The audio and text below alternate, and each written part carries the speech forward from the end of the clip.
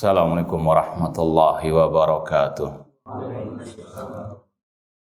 Innal hamdalillah nahmaduhu wa nasta'inuhu wa nastaghfiruh wa na'udzu billahi min syururi anfusina wa min sayyiati a'malina. Man yahdihillahu fala mudhillalah wa man yudlil fala hadiyalah. Ashhadu an la ilaha illallah wahdahu la syarikalah wa ashhadu anna Muhammadan abduhu wa rasuluh. Ya ayyuhalladzina amanu taqullaha haqqa tuqatih wa la tamutunna illa wa antum muslimun. Ya ayyuhan nasu taqu rabbakum alladzi khalaqakum min nafsin wahidah wa khalaqa minha zawjaha wa batha minhuma rijalan katsiran wa nisaa wattaqullaha alladzi tasaaluna bihi wal arham innallaha kana 'alaikum raqiba. Ya ayyuhalladzina amanu taqullaha wa qulu qawlan sadida yuslih lakum a'malakum wa yaghfir lakum dhunubakum wa may yuti'illaha wa rasulahu faqad faza fawzan 'azima.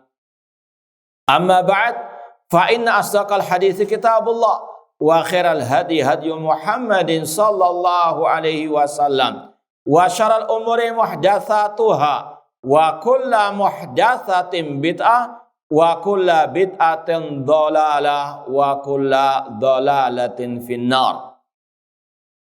Ma'asal muslimin ikhwani fillah wa akhwati, bapak-bapak, ibu-ibu, saudara-saudariku rahimani wa rahmakumullah. Alhamdulillah, segala puji bagi Allah Subhanahu wa taala yang memberikan kepada kita banyak kenikmatan-kenikmatannya, di antaranya nikmat kita masih bisa talabul ilmi, menuntut ilmu agama yang berdasarkan Al-Quran dan Sunnah Rasulullah SAW. Semoga Allah Subhanahu Wa Taala senantiasa menambahkan kepada kita ilmu yang bermanfaat dan al-amal as-saleh.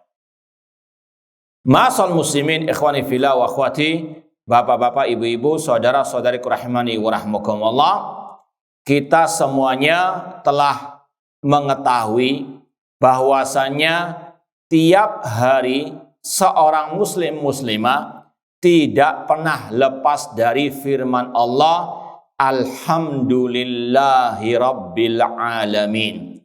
Segala puji bagi Allah, Rabb semesta alam. Tidak kurang dari 17 kali seorang muslim muslimah membaca ataupun mendengar ayat tersebut. Apalagi ditambah dengan salat-salat sunnahnya. Ini bentuk penggemblengan dari Allah Subhanahu wa taala agar setiap muslim muslimah meyakini Allah lah yang berhak untuk dipuji. Para ulama mengatakan Allah dipuji karena Allah yang memiliki al-asmaul husna wasifatil ula. Karena Allah memiliki nama-nama yang paling sempurna, yang paling indah, yang paling baik, dan Allah yang memiliki sifat-sifat yang sempurna. Makanya sebagian ulama ketika mentafsirkan ayat alhamdulillah, apa makna alhamdu? Wasful mahmud bis sifatil kamila ma'al mahabbati wa ta'zim. Mensifati yang dipuji dengan sifat-sifat yang sempurna, dengan diiringi oleh rasa cinta dan pengagungan kepadanya. Kemudian Allah dipuji karena karunia, karena kenikmatan-kenikmatan yang Allah berikan kepada hamba-hambanya. Karena memang Allah Rabbil Alamin, karena Allah adalah Rabb semesta alam. Apa makna Rabbil Alamin? Allah Khaliqu al-alamin, Allah yang menciptakan alam semesta, Allah yang mudabbir al-alamin, yang mengatur alam semesta, dan karena Allah yang memiliki alam semesta ini, dan karena Allah yang mencurahkan nikmat-nikmat kepada hamba-hamba, kepada makhluk-makhluknya. Inti daripada ayat ini yang ingin kita sampaikan, bahwasanya seorang muslim muslimah diajarkan oleh Allah setiap hari untuk meyakini akan karunia dan nikmat serta kemurahan rahmat dari Allah Subhanahu wa ta'ala, agar manusia betul-betul meyakini semua nikmat ini dari Allah Subhanahu wa ta'ala. Dari nikmat yang paling kecil sampai yang paling besar, harus diyakini itu semuanya datangnya dari Allah Subhanahu wa ta'ala. Makanya kita memuji Allah, alhamdulillahirabbil alamin. Dan ini yang diajarkan oleh Ar-Rasul sallallahu alaihi wasallam dalam berbagai macam zikir-zikir setiap harinya. Antum ketika bangun tidur diajarkan untuk membaca apa? Alhamdulillahilladzi ahyana ba'dama amatana wa ilaihin nusyur. Segala puji bagi Allah yang menghidupkan kami setelah apa? Mematikan kami, menidurkan kami. Orang bisa bangun tidur nikmat bukan?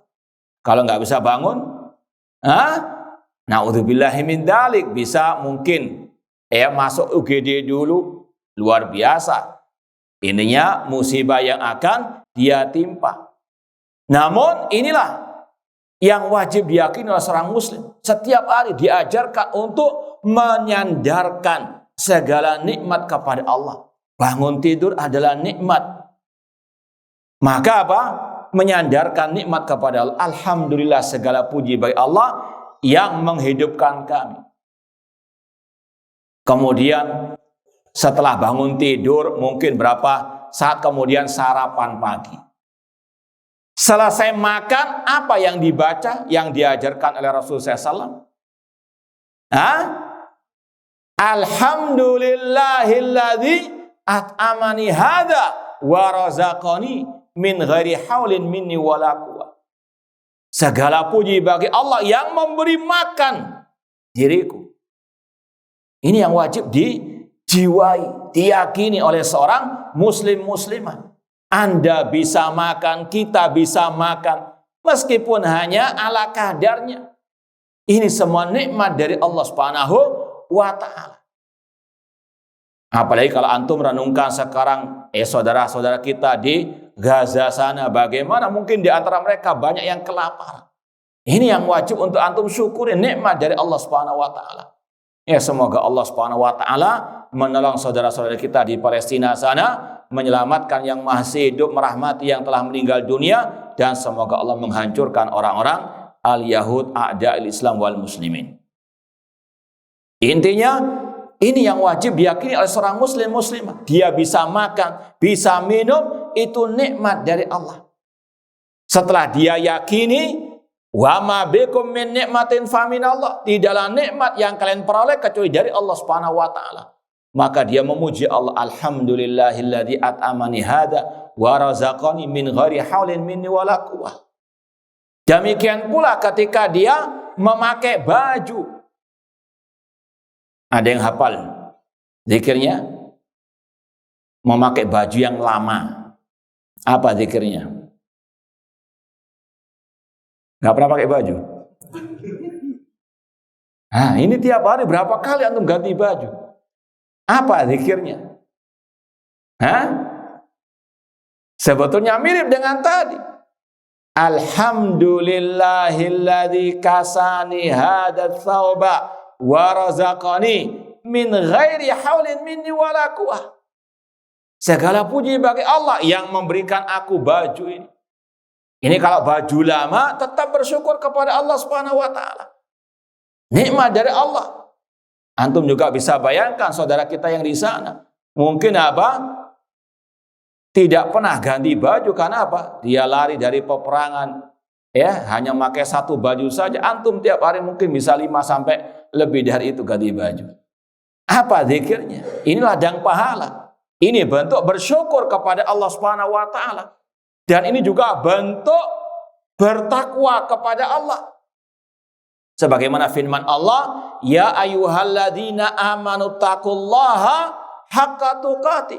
Wahai orang-orang yang beriman, bertakwalah kepada Allah dengan sebenar-benarnya takwa. Abdullah bin Mas'ud radhiyallahu anhu, seorang sahabat Rasulullah SAW, ketika mentafsirkan apa arti ittaqullaha haqqa tuqatih, kata beliau, an yuta'a fala yu'sa. Allah ditaati dan tidak dimaksiati. Wa an yudkara fala yunsa. Allah diingat tidak dilupakan. Dan yang ketiga, wa an yushkara fala yukfar. Disyukuri nikmat-nikmatnya dan tidak dikufuri. Di antara bentuk bersyukur kepada Allah dengan kita meyakini ini semuanya anugerah, nikmat, kemurahan, pertolongan dari Allah Subhanahu wa taala. Kemudian kita tadi mengucapkan puji syukur kepada Allah Subhanahu wa taala. Demikian pula Rasul mengajarkan kalau antum beli baju baru, ketika pakai baju baru juga ada zikirnya. Apa zikirnya? Apa setahun sekali beli baju waktu Lebaran sehingga lupa, atau nanti dilihat lagi? Rasulullah SAW mengajarkan zikir, Allahumma lakal hamdu anta kausatanihi as'aluka min khairihi wa khairi masuni ala wa a'udzubika min syarri wa syarri masuni ala. Ya Allah, segala puji bagimu. Allahumma lakal hamdu. Ini seorang muslimnya hidupnya berzikir kepada Allah, hidupnya bersyukur kepada Allah Subhanahu wa taala. Demikian pula Rasul mengajarkan sampai ketika mendapatkan hal yang tidak menyenangkan pun tetap memuji Allah. Insyaallah paham semua apa bacaannya? Alhamdulillahi ala kulli hal. Segala puji bagi Allah atas segala keadaan. Kenapa demikian? Karena nikmat Allah lebih banyak dari yang kita dapati dari bentuk musibah malapetaka. Ujung rambut kita sampai ujung kaki kita semua nikmat dari Allah Subhanahu wa taala. Ditambah lagi alhamdulillah kita tahu akidah sahihah, kita tahu tauhid yang benar. Ini nikmat yang tidak ada duanya. Sebagaimana kata ulama salaf yang bernama Fudail bin Iyad rahimahullah, beliau mengatakan ma'an amallahu nikmatan a'dhama min an arrafahum la ilaha illallah. Tidak ada nikmat yang Allah berikan kepada hamba yang lebih besar, lebih agung daripada Allah memahamkan mereka tentang apa makna la ilaha illallah yang sebenarnya. Nikmat yang luar biasa. Ini yang digembleng oleh Allah dan Rasulullah SAW setiap hari untuk kita betul-betul menyandarkan semua nikmat ini kepada Allah Subhanahu wa taala. Dan di antaranya terutama di akhir-akhir ini kita mendapatkan nikmat yang berupa hujan yang merupakan rahmat dari Allah Subhanahu wa taala. Ini nikmat dari Allah. Jangan hanya sekedar bergembira begitu saja. Harus ada keyakinan ini nikmat dari Allah Subhanahu wa taala. Makanya kita ingin ingatkan dalam kajian tema kali ini tentang hujan bukan dari bintang namun dari Allah Subhanahu wa taala. Ini kita ambil dari hadis Rasulullah SAW yang diriwayatkan oleh Imam Bukhari Muslim dari sahabat Zaid bin Khalid Al-Juhani radhiyallahu taala anhu. Beliau pernah berkata, "Shallalana Rasulullah SAW salat subhi bil Hudaybiyah ala ithri sama'in kanat minal lail." Kata Zaid bin Khalid Al-Juhani radhiyallahu anhu, dahulu Rasul pernah mengimami kami salat subuh di tempat namanya Al-Hudaybiyah, dekat Mekah yang terkenal dengan perjanjian Hudaybiyah. Yang mana malam harinya itu turun hujan. Falamma insarafa aqbala alaina. Selesai sholat subuh, Rasul menghadapkan wajah beliau ke arah makmum kepada kami. Seraya Rasul bersabda, atadruna madza qala rabbukum? Apakah kalian tahu yang difirmankan oleh Allah Subhanahu wa taala? Para sahabat menjawab, Allahu wa rasuluhu a'lam. Hanya Allah dan Rasulnya yang tahu. Maka Rasul mengatakan, Allah berfirman, yaitu dalam hadits qudsi, asbaha min ibadi mu'minun bi wa kafirun. Kata Allah dalam hadits qudsi, pagi hari ini ada di antara hambaku yang beriman kepadaku, ada pula yang kafir. Kemudian Rasul menjelaskan, Allah berfirman, lanjutan hadits qudsi ini, fa'amma man qala mutirna bi fadlillahi wa rahmati fadzaka mu'minun bi kafirun bil kaukab. Kata Allah, adapun orang yang mengatakan setelah turunnya hujan, mutirna bi fadlillah wa rahmati, kami diberi hujan dengan rahmat dan karunia dari Allah, maka dialah, kata Allah, yang beriman kepadaku, yang kafir kepada bintang-bintang. Wa amma man qala mutirna binau'i kada wa kada fahuwa kafirun bi mu'minun bil kaukab. Adapun setelah turunnya hujan, kalau orang itu mengatakan kami diberikan air hujan ini karena bintang ini, bintang itu, maka kata Allah, dia kafir kepadaku, dia beriman kepada bintang-bintang. Sekali lagi hadisnya riwayat Bukhari dan Muslim. Inti daripada hadis ini, kata para ulama, wajibnya menyandarkan nikmat hujan kepada Allah. Allah yang Rabbul Alamin, Allah yang menurunkan hujan, Allah yang juga menghentikan hujan. Allah satu-satunya Al-Khaliq, Ar-Razik, Al-Mudabbir. Ini yang berkaitan dengan tauhid Ar-Rububiyah. Allah juga berfirman, wa anzala minas sama'i ma'a. Dialah Allah Subhanahu wa taala yang menurunkan hujan dari langit. Allah juga berfirman, wa huwal ladzi yunazzilul ghaitsa min ba'di ma qanatu wa yanshuru rahmata wa huwal waliyul hamid. Dialah Allah yang menurunkan hujan setelah kemarau panjang. Dan dialah yang menyebarkan rahmatnya, yaitu air hujan tersebut. Air hujan Allah namakan dengan rahmatnya. Dan ini juga ada kaitan dengan ayat setelah tadi, Alhamdulillahirabbil alamin Ar-Rahmanir Rahim. Ini termasuk rahmat Allah, air hujan tersebut. Maka kewajiban seorang muslim, selesai turun hujan, Rasul mengajarkan zikir tadi, mutirna bi fadlillahi wa rahmati. Kita diberi hujan dengan rahmat dan karunia dari Allah. Ini yang wajib diyakini oleh seorang muslim muslimah, bahwasanya yang menurunkan hujan hanyalah Allah, yang mengatur turunnya hujan hanyalah Allah, yang menghentikan turunnya hujan juga adalah apa? Allah Subhanahu wa taala, bukan pawang hujan. Ya. Seandainya 1 juta pawang hujan kumpul untuk menghentikan hujan yang Allah turunkan, tidak mungkin mereka apa? Sanggup untuk menghentikannya. Rasul SAW mengajarkan kepada kita zikir selesai salat, Allahumma la mani'a lima atait. Ya Allah, tidak ada yang bisa mencegah apa yang engkau beri. Ini kewajiban seorang muslim muslimah, meyakini hanya Allah yang mengatur air hujan tersebut. Dan ini ciri orang yang beriman, sebagaimana kata Allah sendiri. Orang itu dikatakan beriman kalau dia selesai turun hujan mengatakan mutirna bi fadlil wa rahmati. Namun kalau hujan berhenti mengatakan ini dihentikan oleh pawang hujan, ini kata Rasul, dia kafirun bi, kata Allah, dia kafir kepada apa?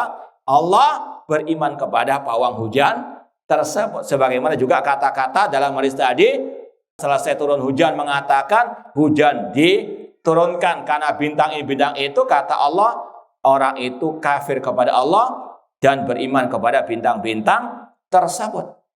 Ini sesuatu yang wajib diyakini seorang muslimah. Tidak boleh dia percaya kepada pawang hujan atau yang semisal dengannya. Ini bentuk kekufuran kepada Allah Subhanahu wa taala. Dan ini yang Rasul katakan dalam hadits qudsi tadi, fa amma man qala mutirna binawi kada wa kada fa huwa kafirun bi mu'minun bil kaukab. Adapun kalau orang itu mengatakan selesai turun hujan turun karena bintang ini, bintang itu, maka dia telah kafir kepadaku, kata Allah, dan dia beriman kepada bintang-bintang tersebut. Dan ini juga termasuk salah satu kelakuan orang-orang musyrikin jahiliyah, menyandarkan turunnya hujan kepada bintang-bintang tersebut. Dalam hadis riwayat Muslim, Rasul pernah mengatakan ada 4 perangai kelakuan jahiliyah yang masih dilakukan oleh umatku yang tidak mereka tinggalkan. Apa yang pertama? Al-fakhru bil ahsab, berbangga dengan nasab keturunan. Saya darah biru, darah pink, darah ungu. Ini kelakuan orang-orang apa? Jahiliyah. Yang kedua, at-ta'nu bil ansab, mencelah nasab orang lain. Kamu darah merah, saya darah pink misalnya. Na'udzubillahi min dzalik. Yang ketiga, ini yang intinya, al-istisqa bin nujum, menyandarkan turunnya hujan kepada bintang-bintang tertentu. Dan yang keempat, an-niyaha, meratapi kematian. Seperti yang Rasul sabdakan dalam hadis yang lain, laisa minna man syaqal juyuba wa darabal hududa wa da'a bidakwal jahiliyah. Bukan termasuk golongan kami orang yang merobek sakunya, memukul pipinya, dan dia teriak dengan teriakan jahiliyah ketika ada musibah kematian. Inti tadi hadisnya Sahih Muslim, al-istisqa bin nujum. Di antara perangai jahiliyah yang masih ada di tengah umat Islam, kata Rasul, adalah menisbatkan turunnya hujan kepada bintang-bintang tertentu. Ini sesuatu yang sangat dilarang oleh Allah dan Rasul sallallahu alaihi wasallam. Kemudian ma'asal muslimin rahimani wa rahmakumullah. Setelah kita yakin hujan ini hanya Allah yang mengatur, hanya Allah yang menurunkan, hanya Allah yang bisa memberhentikan. Ini tidak cukup sampai di sini saja keyakinan seorang muslim. Ini sebagaimana kaidah para ulama, tauhidur rububiyah yastalzimu tauhidal uluhiyah. Tauhid rububiyah mengharuskan, mengantarkan kepada tauhid uluhiyah. Harus dia mengesahkan Allah dalam al-ibadah. Kalau dia sudah yakin hanya Allah yang mengatur alam semesta, kalau dia sudah yakin hanya Allah yang mengatur, menurunkan hujan, maka kewajibannya menyerahkan ibadah hanya kepada Allah. Ini juga yang ada pada surat Al-Fatihah yang kita baca tadi. Alhamdulillahi Rabbil Alamin. Ini berkaitan dengan tauhid apa? Rububiyah. Meyakini hanya Allah yang menciptakan, mengatur, memberikan rezeki, menurunkan hujan. Kita meyakini Allah Ar-Rahman Ar-Rahim. Dan di antara rahmat Allah menurunkan hujan tadi, wa yansuru rahmata.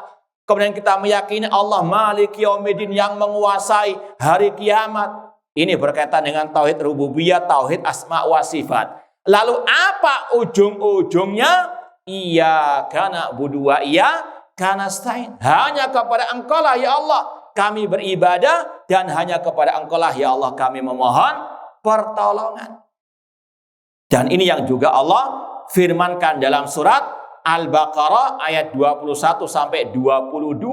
Ya ayyuhan nasu u'budu rabbakum alladzi khalaqakum walladzina min qablikum la'allakum tattaqun. Wahai manusia, ibadahilah Rabb kalian yang menciptakan kalian dan orang-orang sebelum kalian agar kalian bertakwa. Ini kaitan erat antara tauhid uluhiyah, rububiyah dan al-uluhiyah. Ya ayuhan nasu ubudu rabbakum. Tauhid apa namanya ini? Al-uluhiyah, ibadahilah Rabb kalian. Kenapa kita beribadah hanya kepada Allah? Jawabannya alladzi khalaqakum. Karena Dia Allah yang menciptakan kalian. Yang berhak diibadahi, yang bisa menciptakan. Yang tidak bisa menciptakan, tidak boleh diibadahi. Entah itu malaikat, nabi, atau para wali, atau yang lainnya. Yang wajib kita serahkan ibadah kita hanya kepada Allah. Karena Allah alladzi khalaqakum, yang menciptakan kalian. Kenapa kita wajib menyembah hanya kepada Allah saja? Karena Dialah yang menciptakan orang-orang sebelum kalian. Kemudian Allah lanjutkan pada ayat selanjutnya. Kenapa kita hanya beribadah kepada Allah? Alladzi ja'ala lakumul arda firasya was samaa'a binaa'a wa anzala minas samaa'i ma'an fa akhraja bihi minas thamarati rizqan lakum fala taj'alu lillahi andada wa antum ta'lamun. Kenapa kita beribadah hanya kepada Allah? Karena Dialah Allah yang menjadikan bumi sebagai hamparan. Dia yang menjadikan langit sebagai bangunan. Dan Dia yang menurunkan hujan dari langit yang dengannya Allah mengeluarkan buah-buahan sebagai rezeki bagi kalian. Maka jangan kalian menjadikan tandingan-tandingan bagi Allah Subhanahu wa ta'ala. Ini penggemblengan at-tauhid. Ketika hujan turun, kita wajib meyakini hanya Allah yang mengatur hujan ini, hanya Allah yang bisa menurunkan hujan, yang bisa menghentikannya. Maka kewajiban kita menyerahkan semua ibadah kepada Allah Subhanahu wa ta'ala. Baik salat kita, doa kita, istighosah kita, tawakal kita hanya kepada Allah Subhanahu wa ta'ala. Makanya Rasul mengajarkan kepada kita zikir kalau hujan turun apa? Allahumma sayyiban nafi'ah. Ini penggemblengan tauhid di kala musim hujan. Ya Allah, turunkanlah hujan yang kita mintanya hanya kepada Allah Subhanahu wa ta'ala. Jangan minta kepada selain Allah. Allahumma sayyiban nafi'ah. Jangan menjadikan kata Allah tadi tandingan-tandingan bagi Allah. Di antara tadi mendatangkan pawang hujan. Ini menunjukkan apa? Orang tersebut menjadikan pawang hujan sebagai tandingan bagi Allah. Fala taj'alu lillahi andada. Allahumma sayyiban nafi'ah. Ya Allah, turunkanlah hujan yang bermanfaat. Ini bentuk menanamkan akidah tauhid yang sebenarnya. Allahumma sayyiban nafi'ah. Kemudian di kala musim hujan ini banyak angin-angin kencang. Angin puting beliung, na'udzubillahi min dzalik. Rasul juga mengajarkan apa zikirnya. Dan itu adalah bentuk penggemblengan tauhid juga. Ketika ada musibah seperti tadi, angin kencang, minta tolongnya bukan kepada selain Allah. Karena kita yakini yang mengatur alam semesta hanyalah Allah. Maka minta tolongnya kepada siapa? Allah Subhanahu wa ta'ala. Rasul mengajarkan zikir, ada yang hafal? Ketika angin kencang, apa zikirnya? Ini sebetulnya sekali lagi musim hujan bukan sekedar kita begitu saja bergembira, namun selayaknya untuk kita mengikuti sunnah Rasulullah SAW. Dan ini kita katakan tadi sebagai bentuk ladang pahala.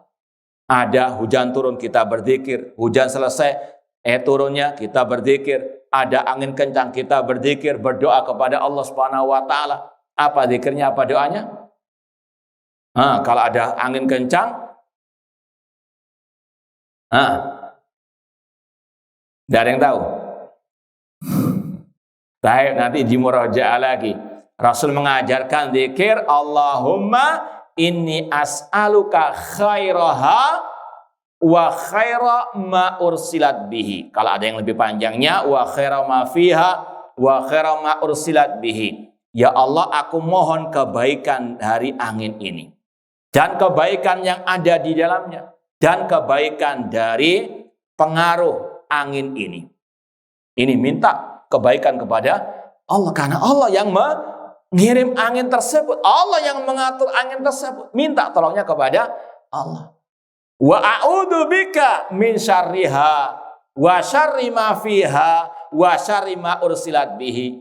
Dan ya Allah, aku berlindung kepadamu dari kejelekannya dan kejelekan apa yang di dalamnya dan apa yang terjadi atau efek daripada angin tersebut. Intinya ini ditanamkan at-tauhid, penggemblengan ya untuk seorang muslim muslimah hanya bergantung, bertawakal, minta tolong hanya kepada Allah. Iyyaka na'budu wa iyyaka nasta'in. Hanya kepada Engkau lah ya Allah kami beribadah dan hanya kepada Engkau lah ya Allah kami memohon pertolongan. Kemudian juga dikala musim hujan ada guntur. Kalau bahasa kita geluduk. Ya. Itu juga Rasul ajarkan zikirnya. Apa zikirnya? Nggak pernah melihat geluduk guntur. Nggak pernah menyaksikan? Mumpung masih awal-awal musim hujan. Ini perlu untuk apa? Dipelajari, dihafalkan juga. Ladang pahala bagi kita. Apa? Ada yang tahu zikirnya? Subhanalladzi yusabbihur ra'du bihamdihi wal malaikatu min khifati. Kalau diartikan, maha suci Allah yang bertasbih kepadanya. Ar-ra'du, guntur tadi ketika berbunyi itu adalah bentuk tasbihnya dia kepada Allah Subhanahu wa taala. Dia bertasbih, Allah yang mengatakan lewat lisan Rasul sallallahu alaihi wasallam. Subhanalladzi yusabbihur ra'du bihamdihi, dengan memuji Allah Subhanahu wa taala. Demikian pula wal malaika, para malaikat bertasbih kepada Allah min khifati, karena takut kepada Allah Subhanahu wa taala. Ini yang selayaknya untuk kita apa? Pahami, kita jiwai, ya kita apa? Jadikan sebagai zikir, sebagai bentuk ittiba kepada sunnah Rasul sallallahu alaihi wasallam. Makanya kita kaji tema ini dalam rangka agar kita senantiasa mengikuti jejak Rasul SAW, terutama di kala momen-momen tertentu, musim-musim tertentu. Dan di antara faedah ini, kita mengetahui dan kita wajib meyakini Islam sebagai agama yang sempurna. Dari A sampai Z sudah komplit keterangan penjelasan dari Al-Islam, dari Al-Quran dan Sunnah Rasul sallallahu alaihi wasallam.